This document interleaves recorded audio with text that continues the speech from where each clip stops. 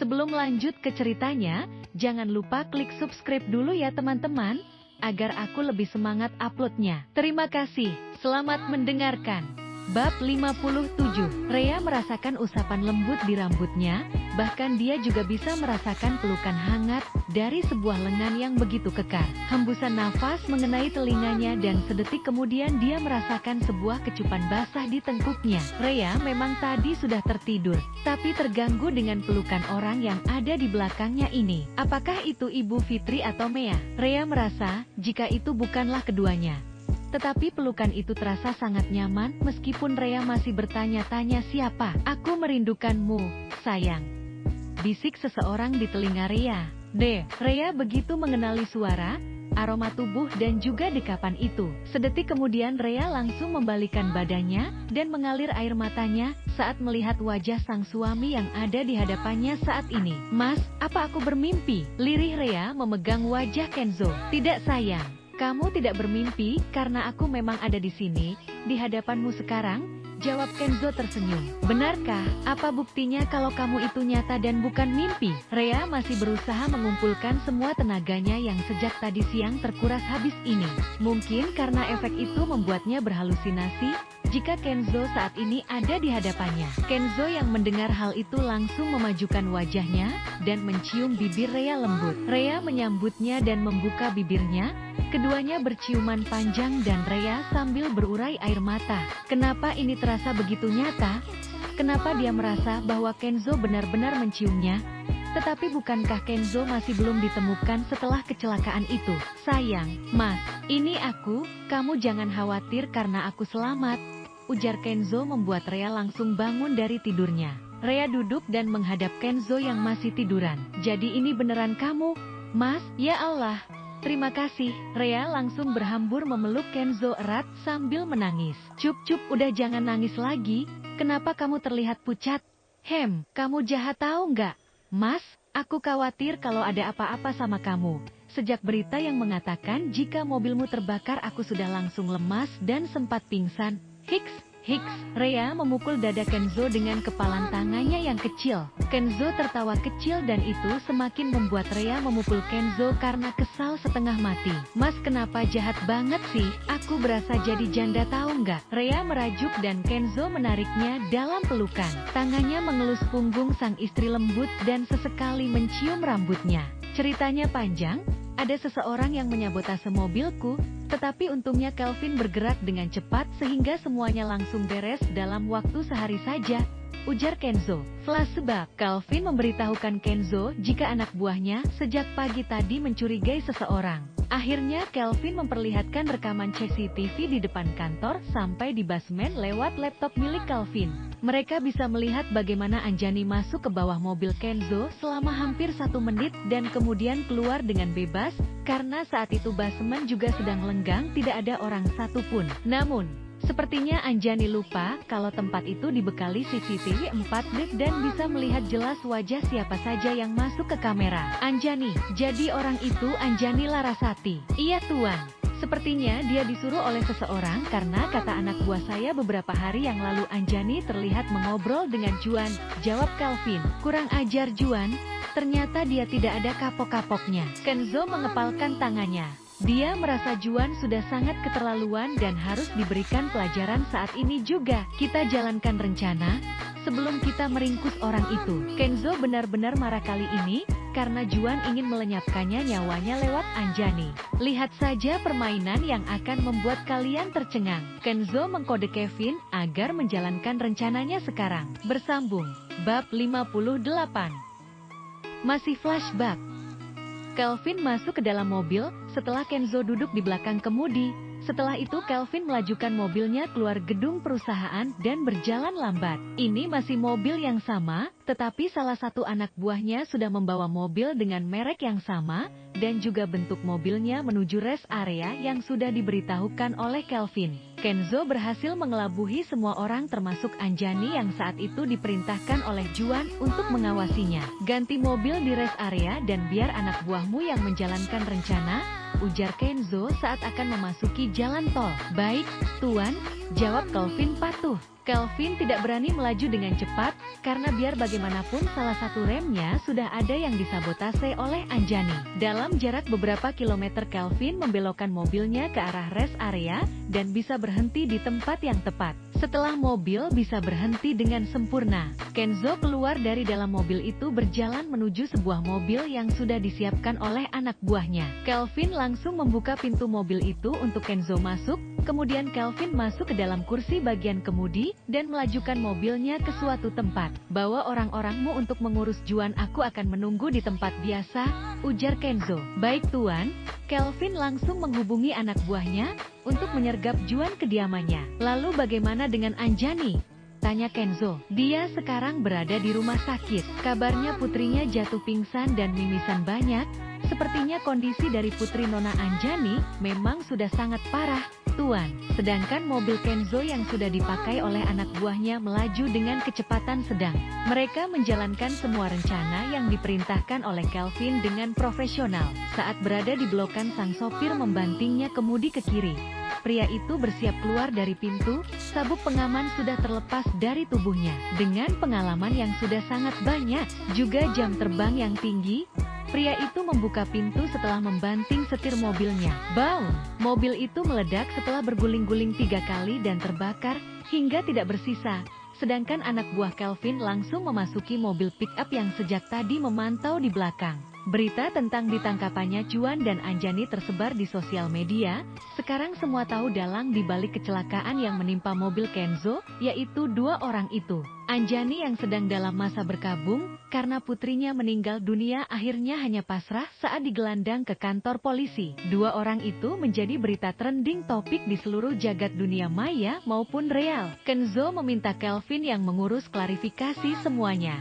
Dan Kenzo juga akan mengadakan resepsi besar-besaran untuk acara pernikahannya dengan Rhea. "Sayang, terima kasih karena mengkhawatirkanku," ujar Kenzo mencium bibir Rhea. "Tidak Mas, seharusnya aku yang berterima kasih. Terima kasih karena telah kembali ke pelukanku. Aku bahagia sekali," ujar Rhea. "Sebulan lagi kita adakan resepsi pernikahan kita. Aku ingin semua orang tahu siapa sebenarnya sosok istri dari Kenzo Dimitri itu." Kenzo menarik Rhea ke dalam pelukannya. Sore itu Rhea baru saja bangun dari tidurnya. Dia keluar dari dalam kamar dan melihat Mea tengah melamun sambil menatap kosong ke arah depan. Sebenarnya di depan sana ada televisi yang menyala. "Mea, kamu kenapa?" tanya Rhea saat melihat adiknya itu hanya diam saja menatap layar televisi. "Nggak kenapa-kenapa Kak, aku baik-baik saja kok," jawab Mea berusaha tersenyum. Tetapi Rhea tahu kalau adiknya itu hanya pura-pura saja. Ini sudah hari ketiga semenjak kasus Juan Anjani yang ingin menyakiti Kenzo, dan 3 hari ini, Mea sama sekali tidak pernah melihat Kelvin. Rasa rindu di hati gadis itu sebenarnya sudah menggunung. Tetapi lagi-lagi Rhea harus memendamnya sendiri. "Kamu kangen sama Tuan Kelvin?" tebak Rhea, dan ya, semua itu memang benar. Mea menatap kakaknya dan tersenyum. "Kak, aku tahu aku tidak pantas mengharapkan cinta dari Om Kelvin. Cintaku salah, bahkan umur kami terpaut jauh sekali. Aku 18 tahun dan Om Kelvin 36 tahun. Bukankah seharusnya aku mundur saja dan tidak terlalu mengharapkannya?" "Mea, rasa cinta itu tidak pernah salah. Mungkin cinta itu butuh berlabuh di tempat yang tepat dan orang yang tepat juga. Kalau menurut kakak rasa cintamu untuk Tuan Kelvin tidak salah. Hanya saja penempatannya yang tidak pada orang yang tepat," ujar Rhea. "Mending kamu fokus belajar deh. Kejar cita-citamu dan raih mimpimu agar menjadi nyata. Kakak yakin jodoh kamu akan datang sendiri suatu saat nanti," lanjut Rhea sambil mengelus rambut adiknya itu. Mea tersenyum dan mengangguk. Tanpa mereka tahu ada yang mendengar pembicaraan mereka sambil mengepalkan tangan. Bersambung. Bab 59. Beberapa bulan kemudian, Rhea merasakan mual luar biasa setelah bangun dari tidurnya. Wanita itu menyibak selimutnya dan langsung pergi ke kamar mandi. Pergerakan itu membuat Kenzo terbangun. Pria itu mengedipkan matanya berkali-kali dan melihat sang istri masuk ke dalam kamar mandi serta mengeluarkan suara seperti orang sedang muntah. Kenzo merasa khawatir dengan istrinya. Pria itu memutuskan untuk bangkit dan menyusul sang istri ke dalam kamar mandi. "Hak! Hohak, sayang kamu kenapa?" Kenzo panik. Pria itu langsung memijat tengkuk sang istri. "Nggak tahu Mas, rasanya mual-mual. Setelah aku membuka mata perutku seperti diaduk-aduk," jawab Rhea membasuh wajahnya. setelah menghidupkan kran di wastafel. Kalau kamu tidak enak badan sebaiknya kita pergi ke dokter. Hari ini aku tidak akan masuk kerja, ujar Kenzo menatap wajah pucat Rea. Pria itu menangkup pipi Rea dan mengelusnya perlahan. Mas masih bisa ke kantor setelah periksa nanti, ujar Rea. Dia tahu kalau suaminya itu super sibuk. Baiklah, nanti minta Mea menjagamu ya. Rea mengangguk dan tersenyum tipis. Perutnya terasa masih belum pulih karena rasanya benar-benar diaduk-aduk. Iya mas, bentar aku mau muntah lagi. Rea kembali ke wastafel dan mengeluarkan semua isi perutnya. Kenzo menyisihkan waktunya untuk sekedar menemani sang istri periksa ke dokter. Keduanya sudah sampai di ruangan dokter Arya, sahabat Kenzo. Namun, setelah diperiksa, dokter Arya menyarankan jika Kenzo memeriksakan istrinya ke dokter kandungan. Meskipun sudah tahu arah mana yang dituju, tentu saja hal itu masih membuat Kenzo dan Rea penasaran. Kita temui teman dokter Arya, namanya dokter Riko. Dia dokter kandungan di rumah sakit ini, ujar Kenzo. Rea hanya menurut saja. Setelah sampai di ruangan dokter Riko, mereka tidak perlu mengantri karena bantuan dokter Arya. Biar bagaimanapun dokter ini juga mengenal Kenzo. Selamat siang Tuan Kenzo dan Nyonya Kenzo, silahkan duduk, sapa dokter muda yang cukup tampan itu. Dokter Riko masih muda, mungkin seumuran dengan Kenzo. Tapi dia sudah cukup terkenal di rumah sakit medical center, dan pasiennya juga tidak sedikit. Mungkin para ibu-ibu muda ingin ditangani oleh dokter muda dan tampan tentang kehamilan mereka. Kenzo menatap tidak suka kala dokter tersebut tersenyum manis kepada Rea. Apakah Kenzo cemburu hanya karena dokter Ogin itu masih muda dan tampan? Bukankah seharusnya Kenzo harus bisa menekan perasaan cemburu tersebut? Ayolah, Ken, istri kamu sedang periksa pertama kali. Jangan buat menjadi kacau. Batin Kenzo bicara pada dirinya sendiri. Selamat, Tuan dan Nyonya. Nyonya Rea tengah hamil, ujar dokter Riko. Tentu saja hal itu membuat Rea dan Kenzo benar-benar bahagia. Sayang, selamat, kita akan menjadi orang tua, ujar Kenzo mencium kening Rea. Mata Rea berkaca-kaca. Setelah beberapa bulan pernikahannya, akhirnya dia diberi kepercayaan oleh Tuhan untuk mengandung. Dia telah diberikan titipan amanah yang sudah dia tunggu-tunggu. Setelah melakukan pemeriksaan dan tentunya Kenzo selalu setia di samping Rea. Sekarang saatnya dokter Riko melakukan OSG untuk melihat apakah letak kantung janin sudah tepat. Dokter Riko membuka baju Rea dan menyelimuti kakinya.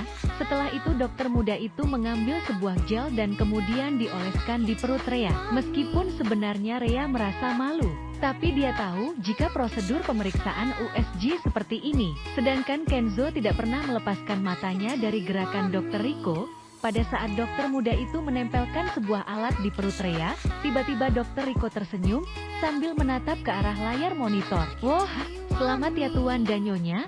Di sini ada 2 kantung dan posisinya berada di dalam rahim, yang artinya bisa dipastikan kalau janin di dalam perut Nyonya Kenzo ada 2 alias kembar. Jelas dokter Riko menatap layar LED itu. Mata Rea sudah berkaca-kaca dan Kenzo nampak berbinar. Dia tidak percaya kalau akan diberikan 2 malaikat sekaligus di dalam rahim sang istri. Sayang, Tuhan benar-benar memberikan kita rezeki yang berlimpah. Lihatlah, baby twins, ucap Kenzo mengecup punggung tangan Rea berkali-kali. Iya mas, alhamdulillah. Kenzo langsung memeluk Rea dan mencium keningnya lama. Seakan mengatakan bahwa ia begitu bersyukur dan sangat beruntung dengan semua yang diberikan Tuhan kepadanya. Terima kasih, sayang. Kenzo terus saja berucap syukur dan Rea masih merasa haru. Dokter Riko tersenyum sambil bersedekap dada. Sudah menjadi pemandangan yang biasa terjadi ketika melakukan euforia saat kedua pasangan tengah berbahagia karena berita kehamilan sang istri. Akhirnya Kenzo segera kembali ke kantornya. Setelah menemani Rea periksa kandungan, dan sedikit berlama-lama dengan sang istri sebelum berangkat. Rea sejak tadi tidak pernah melepas senyuman di bibirnya, sambil mengelus perutnya yang masih datar, karena usia kehamilannya baru menginjak 5 minggu. Ada 2 kantung janin di rahimnya, dan hal itu tentunya saja membuatnya benar-benar bersyukur atas karunia yang diberikan Tuhan untuknya. Kak, selamat ya, Mea datang bersama sang ibu. Selamat ya, Nak. Terima kasih Mea, Ibu, aku benar-benar bahagia. Semoga kebahagiaan selalu menyertai kita.